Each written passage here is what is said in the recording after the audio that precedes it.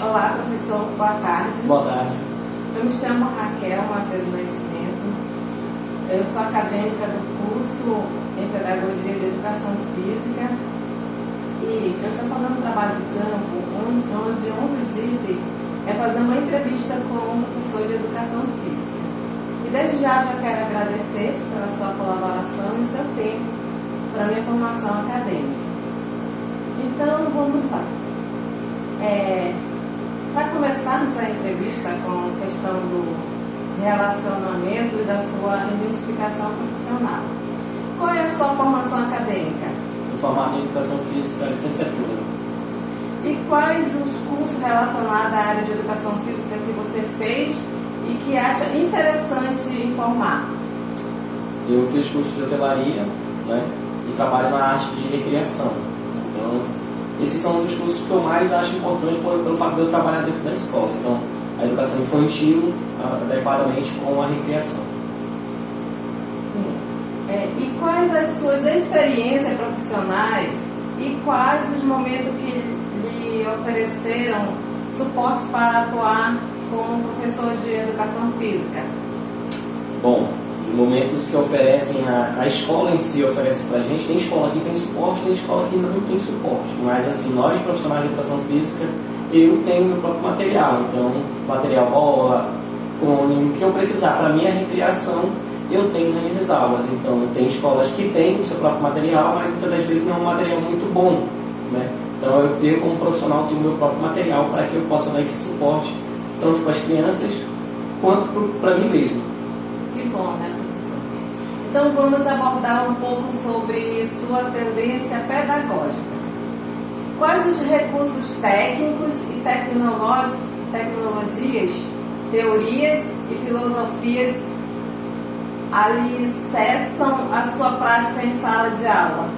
Bom, a ludicidade, em primeiro lugar, a ludicidade. A gente tem que ter bastante ludicidade dentro da aula de Educação Física, até porque a tecnologia em si, no século XXI, ela já está incluída ali, né? Então, o que eu faço? A gente precisa de adaptações, trazer, por exemplo, um jogo de dama, um jogo de xadrez. A gente utiliza a tecnologia justamente como tabuleiro. Então, nós temos a prática e, ao mesmo tempo, temos a tecnologia dentro de sala de aula para que a gente possa ter uma aula diversificada. Interessante, né, professor? Neste segundo bloco de perguntas, gostaria de abordar e refletir e aprender com os seus conhecimentos sobre novas metodologias de ensino. A Educação Física na nova BNCC acabou integrando o grupo de disciplinas que compõe a área de linguagens.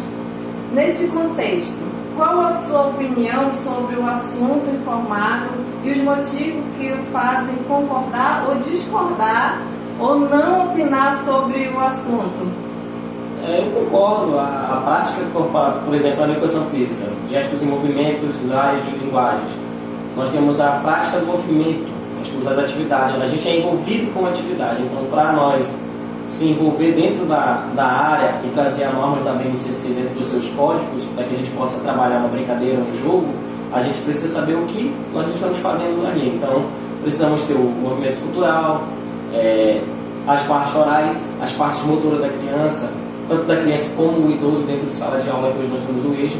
Então, assim, é preciso ter essa concordância. Tem pessoas que discordam, tem pessoas que não concordam, que acham que não, mas eu, assim, dentro da educação infantil, eu preciso trabalhar dessa maneira. Legal.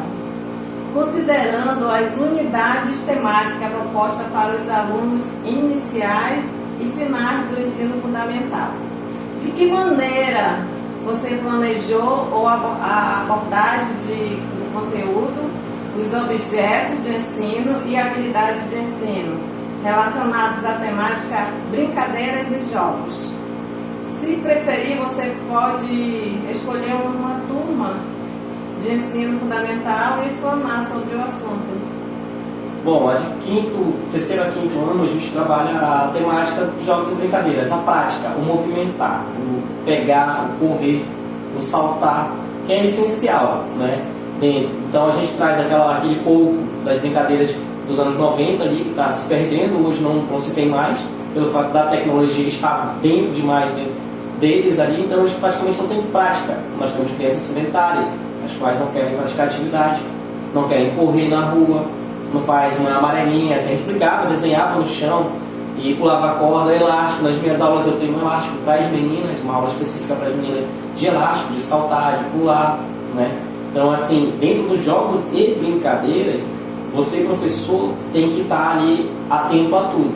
Desde a pedagogia, a qualidade, ao código que você vai aplicar, o significado da brincadeira, em que sentido a gente precisa passar para eles, o que eles vão adquirir dali.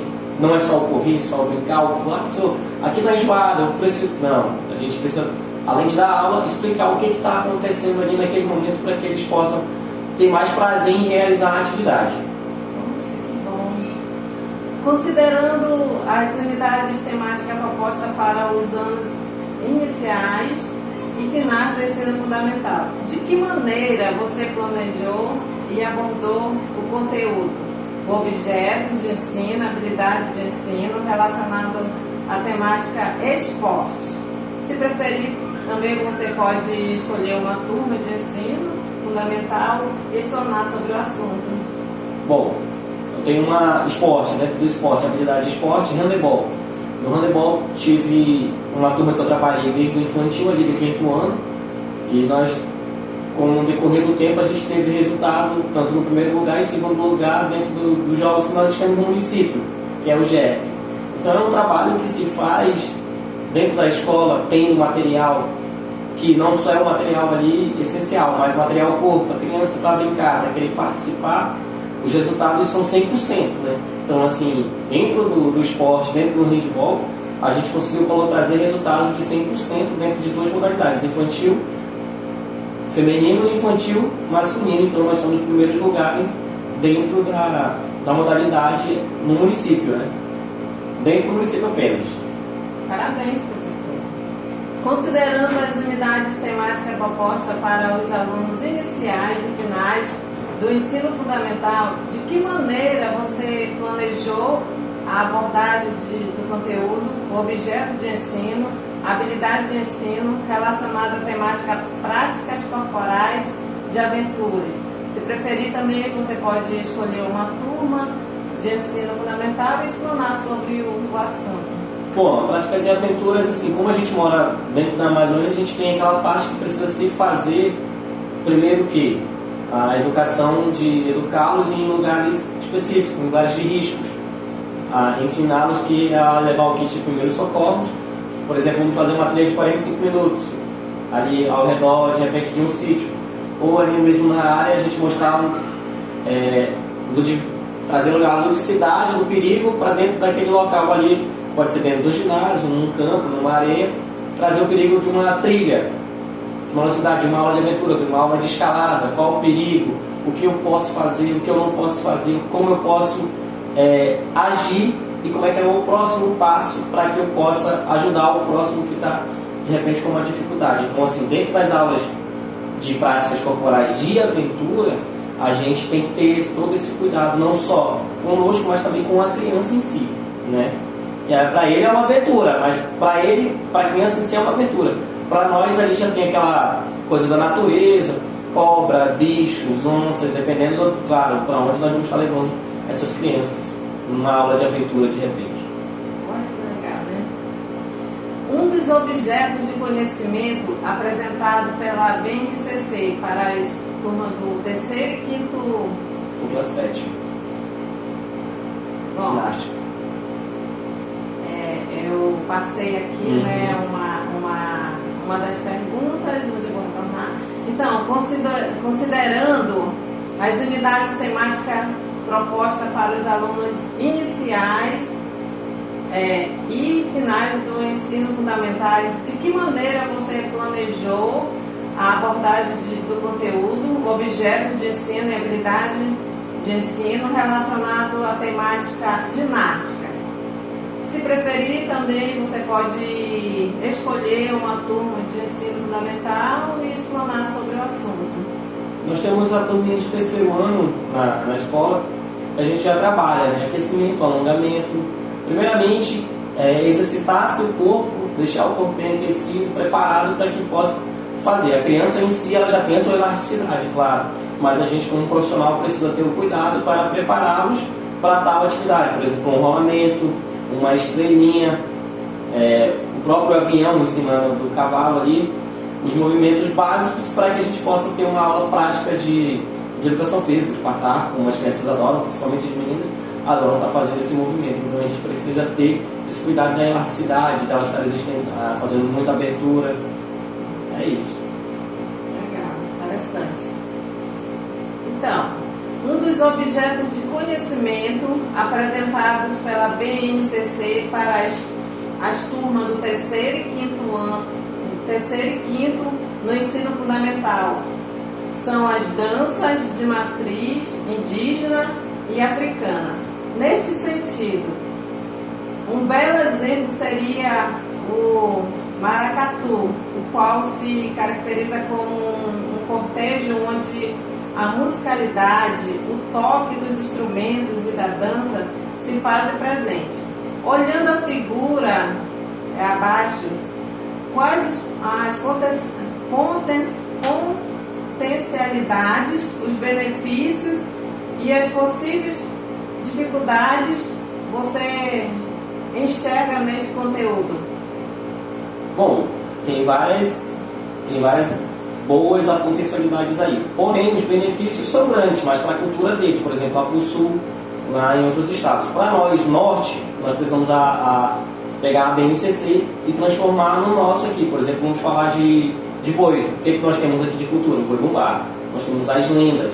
Então nós precisamos se adaptar, não deixando a cultura dos outros estados, mas se adaptar à nossa cultura e falar um pouco da nossa cultura para que as crianças cresçam valorizando o que é nosso, né? Como o boi bumbá, a quadrilha que é lá de fora, mas a gente tem muita tradição dentro das quadrilhas no Amazonas.